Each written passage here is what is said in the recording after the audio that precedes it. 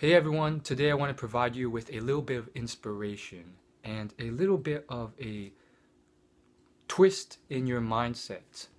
I do think many people uh, falsely compare themselves to someone else, and they make an error in comparison because they're comparing themselves to this exceptionally amazing person, whether it's a situation where you like this girl and she has chosen to like other guys, um, or for whatever reason, perhaps you just want to get to this place in your life.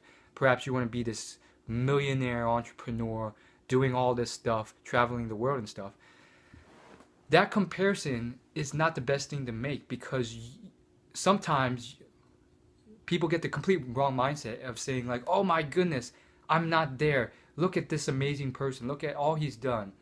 And sometimes the case is even worse when this person is like the same age as you.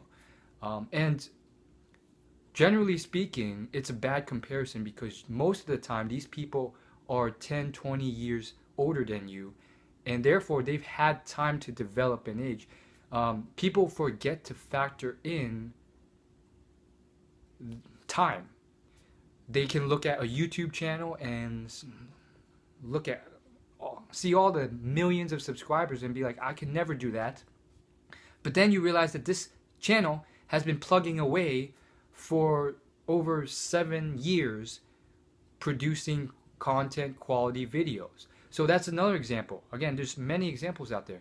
Another one, for instance, is a female who has just gotten to her peak in just mate value.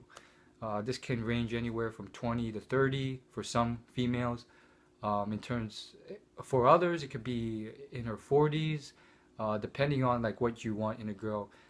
Again, some girls, that's the peak of their youth fertility, and therefore they're emerging in this market where they're now being courted by men who are on a lot of levels able to provide tons of stuff. But these men are late 30s, maybe early 40s. They've had maybe up to 10, 15 years more time to develop themselves. So, I mean, it works in a lot of ways. If you're looking at that person who just has so much success with dating and relationships and whatever, he or she could be many years ahead of you.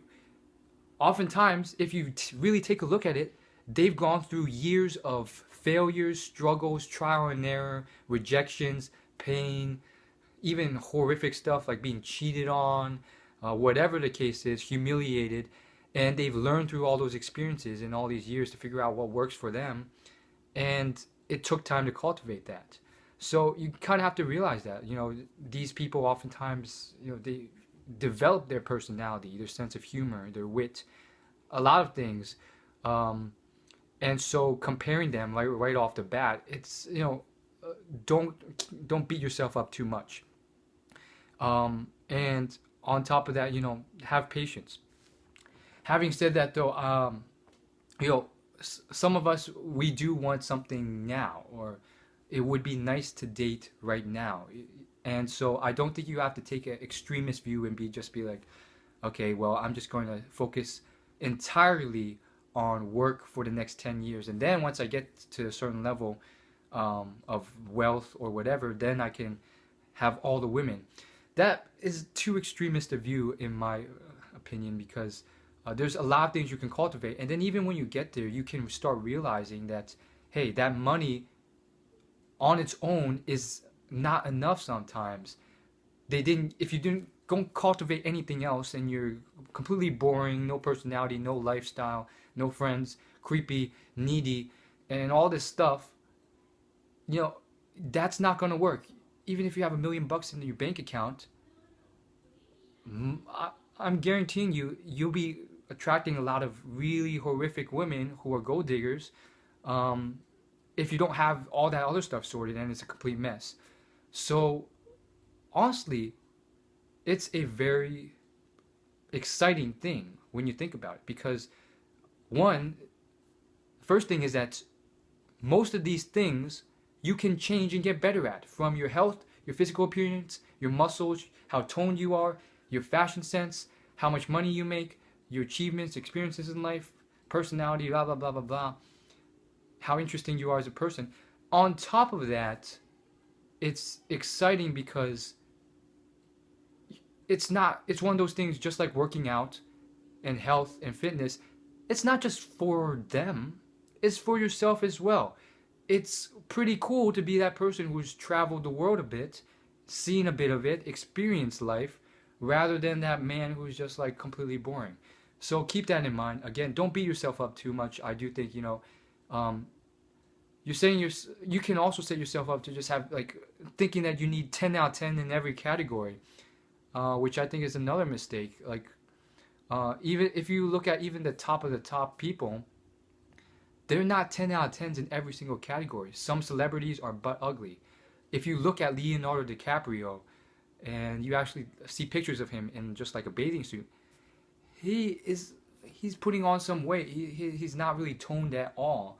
And so for him, even for him, apparently he still gets rejected by girls.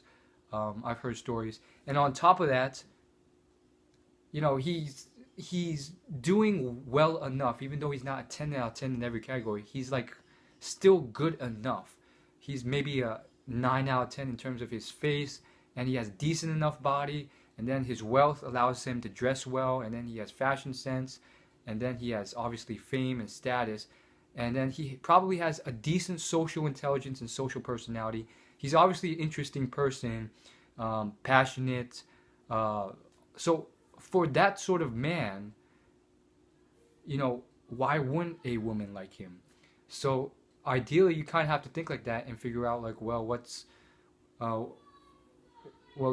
if you get to that point, then it's not really a problem. Having said that, though, don't beat yourself up too much, because again, you'll see guys who they break a lot of rules. They may not be, again, it's generally not extensive, the really good ones, but they generally are not like top of the line in style and fashion. Uh, Things can be overlooked if you make up for it in other areas. So that's what I'm saying. Thanks for watching.